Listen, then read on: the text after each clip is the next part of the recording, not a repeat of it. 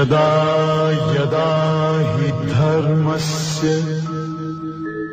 ग्लानिर्भवति भारत अभ्युत्थानम् अधर्मस्य तदात्मानं सृजाम्यहम् परित्राणाय साधूनां विनाशाय च दुष्कृतां धर्म संस्थापनार्थाय